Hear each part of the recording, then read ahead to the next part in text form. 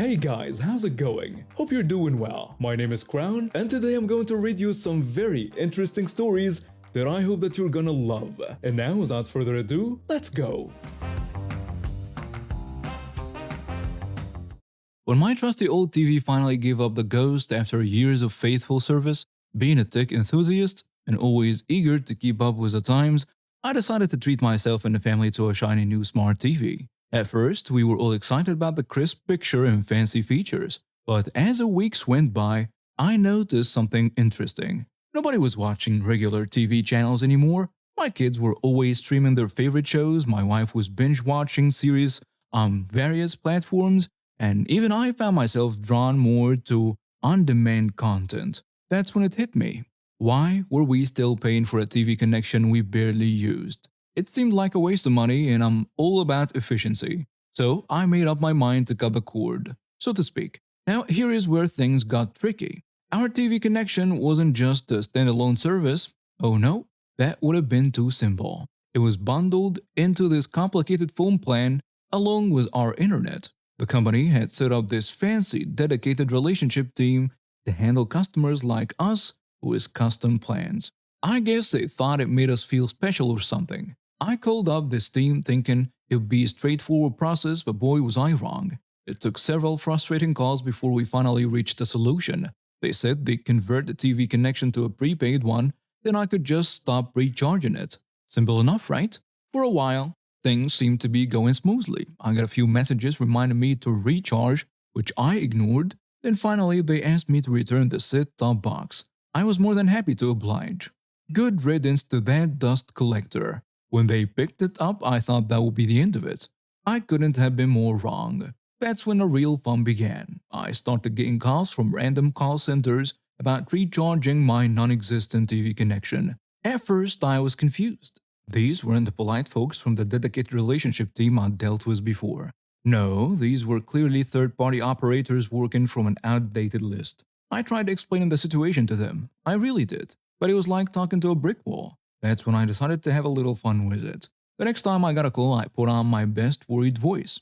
"Oh, thank God you called. I've been having terrible problems with my TV connection." "I'm sorry to hear that, sir. What seems to be the issue?" "Well, you see, my TV just won't connect to the set-top box. I've tried everything. I've called support multiple times, but no one seems to be able to help." "I understand, sir.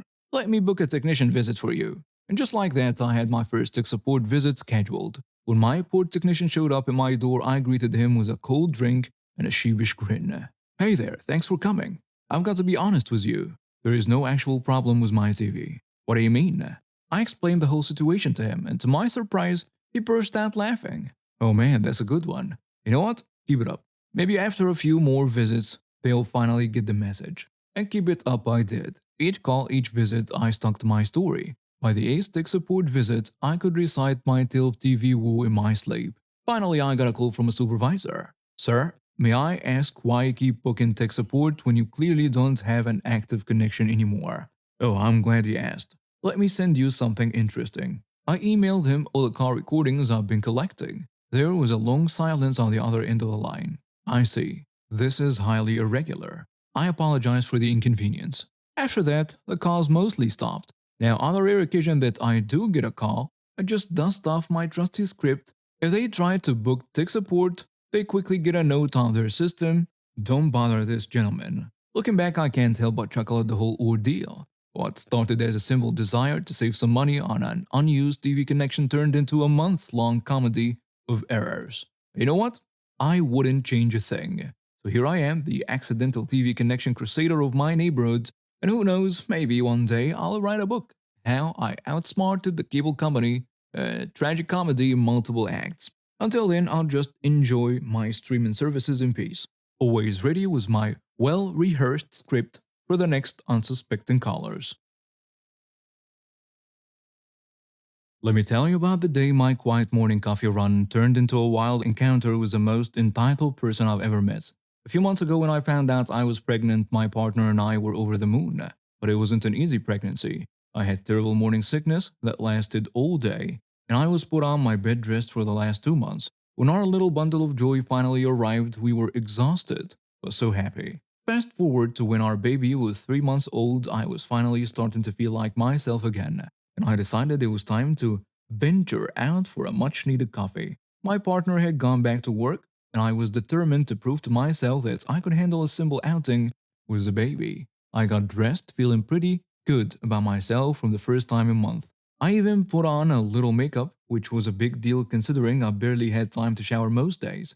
I carefully strapped our little one into the stroller, packed the diaper bag with everything we might need, and headed out the door. The local cafe was just a few blocks away, and the walk there was pleasant. The fresh air felt amazing after being cooped up for so long. When we arrived, there was a bit of a line, but I didn't mind.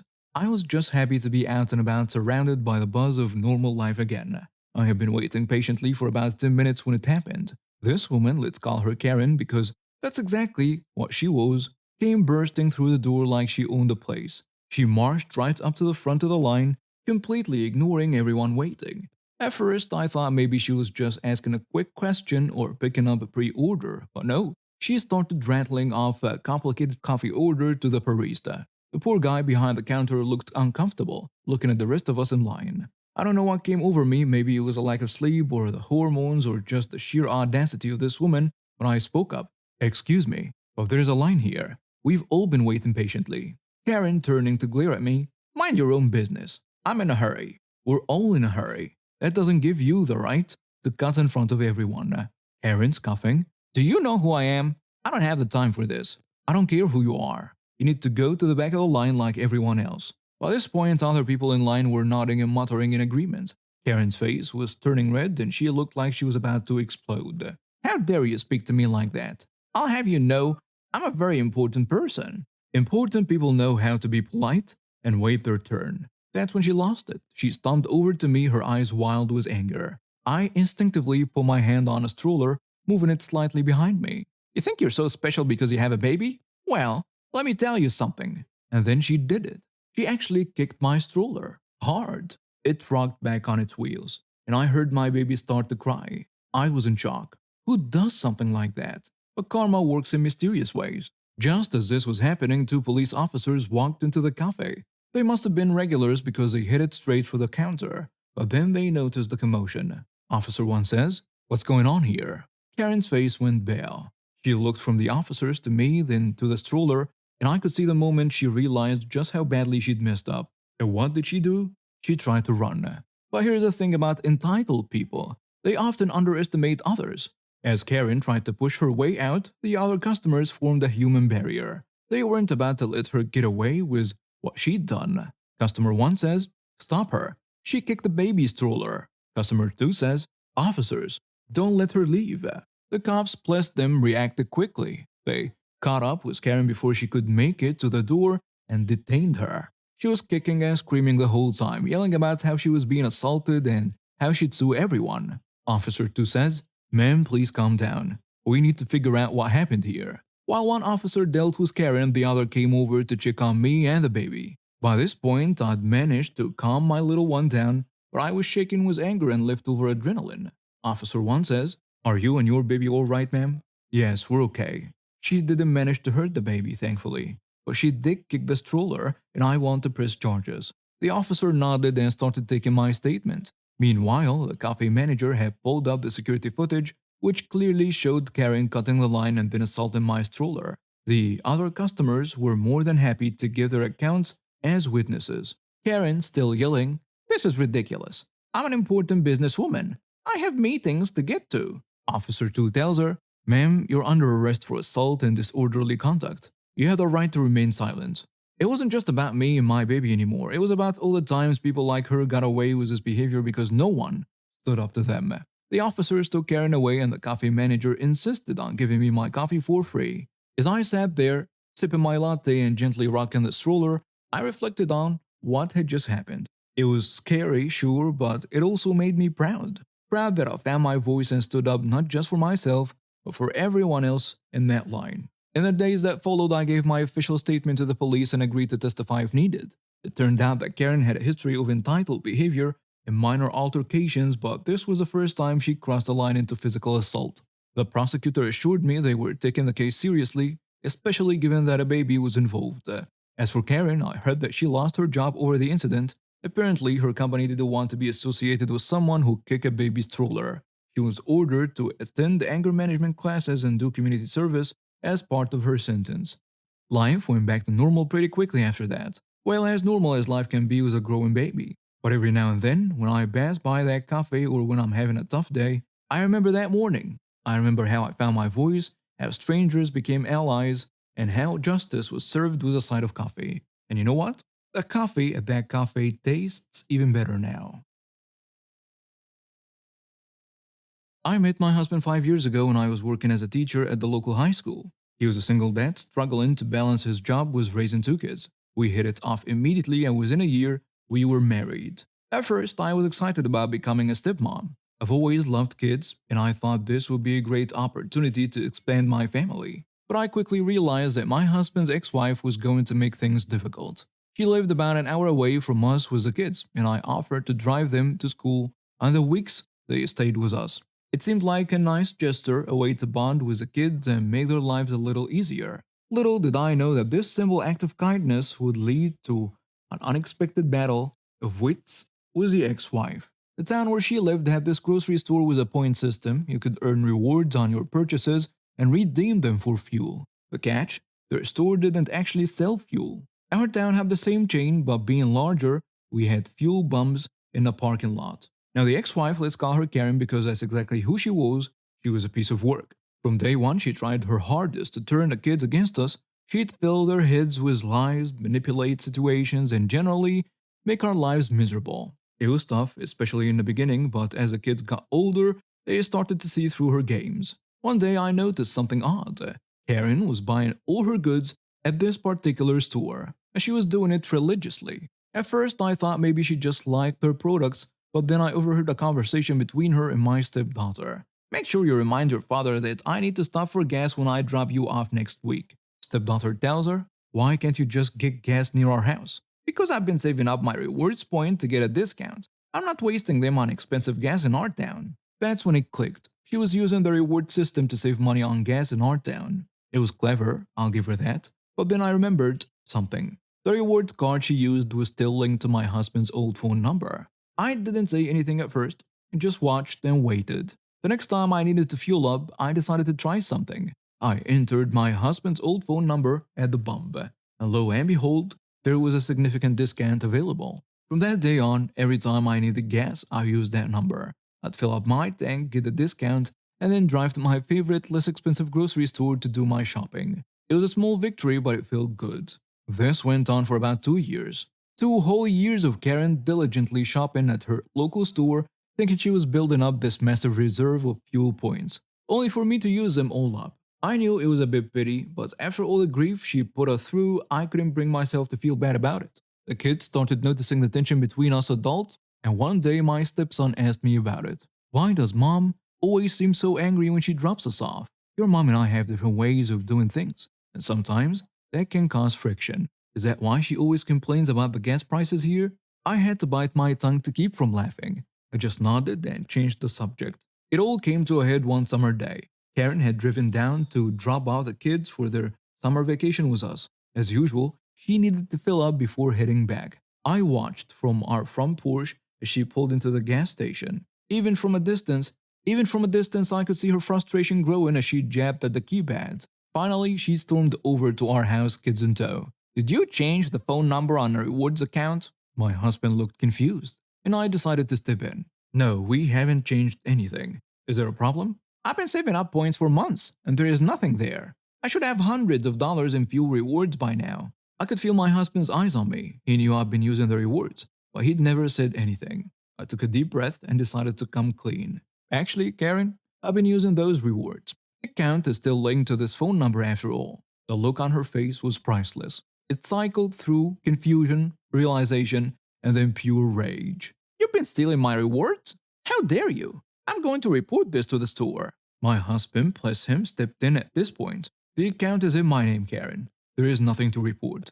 Karen spluttered for a few more minutes before grabbing the kids' bags and storming off to her car. From that day on, Karen stopped shopping at that grocery store, and I was a little bummed to lose my free gas. But by then, I was no longer making the school run anyway. The kids, now teenagers, chose to spend more time with us, seeing through their mother's manipulations. In the end, Karen's entitlement and attempts to game the system backfired. And me? Well, I learned that sometimes the best revenge is simply letting people trip over their own schemes. I'm the oldest of 8 siblings, and my youngest brother, who's now 40, won a lottery when he was just 20 years old. It wasn't a massive jackpot, but it was enough to change his life. $1,000 a week for what we thought was life. When he won, he decided to drop out of college and travel the world. At first, we were all excited for him. Who wouldn't want to see the world at such a young age? But as the years went by, we started to worry. He'd come home every few years, regaling us with tales of his adventures, but never settling down or thinking about the future. About a year ago, he came home with a girlfriend. Let's call her Sarah. She was 28, smart, and sweet. They'd meet during the pandemic when they both got stuck in South America. Sarah had been traveling since she graduated from university, working remotely from her laptop. We were having a family barbecue to celebrate my brother being in town. There were about 30 people in our parents' yard and house. I was chatting with Sarah about her future plans now that the world had opened up again. I think I'm ready to settle down and start a family. Oh, that's wonderful. Are you and my brother planning on adopting from one of the countries you've traveled to, or will you try here in North America? We've talked about it and we're planning to have at least one child of our own. Now, this is where things went sideways. You see, when my brother was 30, he told us all that he'd had a vasectomy. He'd always said he didn't want kids, being the youngest of 8 himself. So, thinking they must have discussed this, I asked, "Oh, where did my brother get his vasectomy reversed? Or are you considering in vitro fertilization?" Sarah went quiet. She walked over to my brother and they had a hushed conversation. Then they left abruptly. Later that night, my brother called me absolutely furious. "You've ruined my life. How dare you share my private medical information?" "What are you talking about? I thought Sarah knew." "I thought Sarah knew. You've been together for 3 years and were planning on having kids. How could you not have told her?" "That's none of your business. I was planning on just continuing to travel and maybe adopt if we decided on it. I never want to see you again." I apologized over and over, but I was shocked. How could he plan a future with this girl without telling her such crucial information? Fast forward to this summer, my brother came to visit our parents again, but he refused to come if I was around. He had a new girlfriend with him. I stayed away to keep the peace, but I heard through the grapevine that he'd told her we had a bad relationship because I was jealous of his riches. From the lottery win, you know? Can you believe that? But here's a kicker. It turns out my brother didn't read the fine print on his lottery winnings. That $1,000 a week for life was actually only for 25 years. In 4 years, that money is going to run out. He has some savings, thankfully, but no pension or steady income. I'm torn between feeling sorry for him and being angry at his deception. Part of me hopes his new girlfriend finds out the truth before he potentially ruins her future too. But I've learned my lesson, I'm staying out of it. The whole situation has made me appreciate my own life choices. I've stayed in the same city where I was born, close to my parents and my own children. I may not have traveled the world, but I have a stable life and honest relationships with my loved ones. As for my brother, I guess time will tell what happens when his lottery money runs out. Maybe it'll be the wake up call he needs to start being honest with the people in his life. Or maybe he'll just find another way to avoid responsibility. Either way, I'll be here, living my life and hoping that someday we can repair our relationship. And now we have reached the end of today's stories. Thank you for watching and see you next time.